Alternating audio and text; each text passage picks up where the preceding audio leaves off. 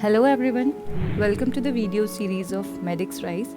Today we are going to talk about one of the peripheral vascular diseases, which is Buerger's disease. It is also known as thromboangiitis obliterans. It is a non-atherosclerotic, segmental, inflammatory, vaso-occlusive disorder, which mainly affects small and medium-sized vessels.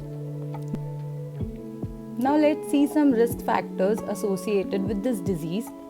It is strongly associated with smoking and heavy tobacco use. It is commonly seen in young males, that is 20 to 40 years of age. It commonly affects lower limb more than upper limbs. Also, other risk factors which are associated with this disease are low socioeconomic status, hormonal influence. Also, recurrent minor feet injuries are associated with Buerger's disease. Now let's see pathogenesis. As we know, smoking is a risk factor for Buerger's disease, and smoking contains carbon monoxide and nicotine, which causes vasospasm and hyperplasia of intima of vessels, which leads to thrombosis, which in turn causes panarteritis, and eventually it involves all the three arteries, veins and nerves. Now, due to involvement of all these structures, following manifestations can be seen.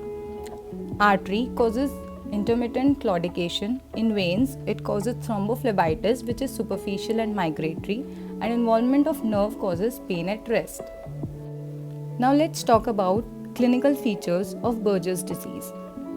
First and most important clinical feature is intermittent claudication, and as we know, claudication means cramping pain in leg which is intermittent.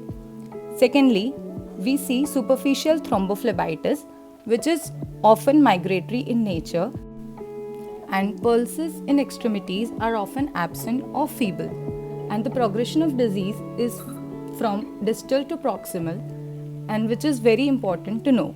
Other clinical features which can also be seen are ulceration, gangrene and rest pain. Now let's see these images. There is involvement of extremities. In lower extremities, we can see ulceration of foot. That is why it is a close differential diagnosis of diabetic foot.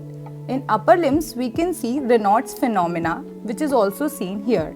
On angiography, we can appreciate corkscrew collaterals, which are seen in this image. Now let's discuss management of this disease. First is cessation of smoking, which is the most important and primary management for this disease, as it can resolve 50% of the cases. Secondly, drugs can also be used, but it have equivocal role. Then let's talk about surgical management. First is omentoplasty, which is used for revascularization of affected limb, but it is usually not preferred nowadays. Secondly, we can do conservative amputation. We usually prefer below knee or above knee amputation. Third is lumbar sympathectomy. Now let's discuss some details about lumbar sympathectomy. First of all, it is done only if pain is present on rest. Now let's see its mechanism. It increases cutaneous perfusion, which ultimately promotes ulcer healing. But it may divert blood from muscle to skin, so it can make muscle more ischemic. Nowadays, we also do chemical sympathectomy, for which we use phenol as an agent. Now, if we do lumbar sympathectomy bilaterally, we have to consider that we leave L1 ganglion on one side, as it may lead to impotency. And one important MCQ, the most common structure which can be confused as lumbar chain is genitofemoral nerve. Thank you guys for bearing me and watching this video. Stay connected for more videos and posts. Bye.